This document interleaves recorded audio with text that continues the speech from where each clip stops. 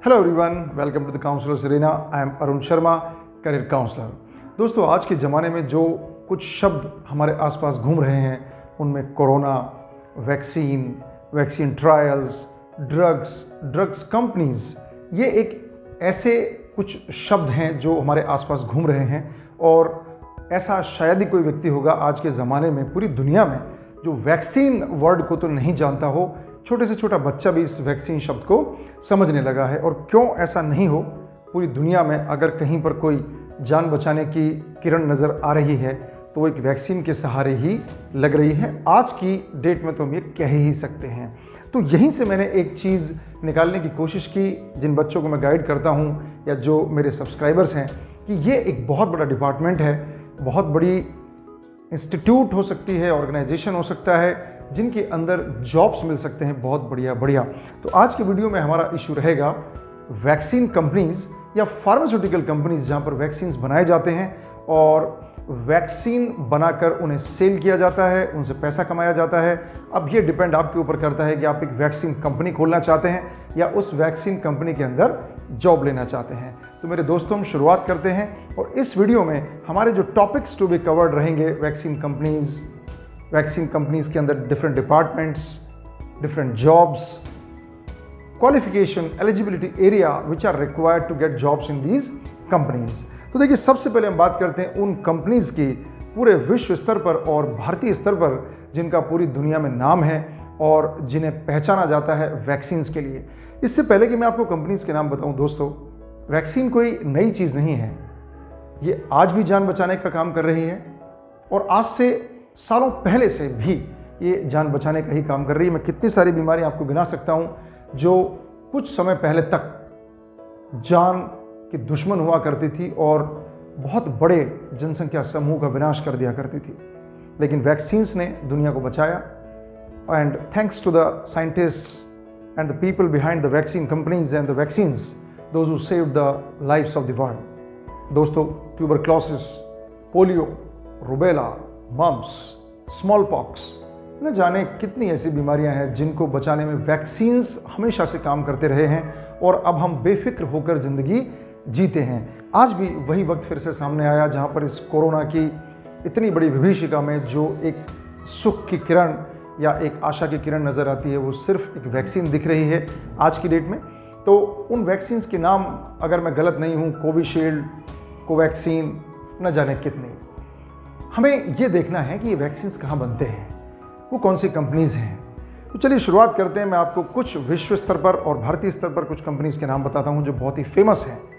आप देखिए, CureVac, Merck, Moderna, GlaxoSmithKline, Sanofi, AstraZeneca, Pfizer, Johnson and Johnson, Serum Institute of India, Bharat Biotech, Zydus Cadila, doctor Reddy's. ये वो famous vaccine companies हैं या pharmaceutical companies हैं जिन्हें हर कोई आज की डेट में जानता है। इनमें से हमें गर्व है कि serum Institute of India and Bharat biotech, Bharat की वो दो कंपनीज हैं जिनका पूरी दुनिया में आज की डेट में चर्चा है, जो वैक्सीन्स न सिर्फ अपने देश को बल्कि दूसरे देशों को भी प्रोवाइड करा रहे हैं। तो दोस्तों, ये तो कुछ कंपनीज के नाम हुए। अब हम बात करते हैं कि वो कौन कौन से डिपार्टमेंट्स हो सकते हैं जहाँ पर वैक्सीन कंपनीज के अंदर जॉब लग सकती है। ठीक जैसे research and development department, clinical research, operations, quality, finance and administration, business development, project management.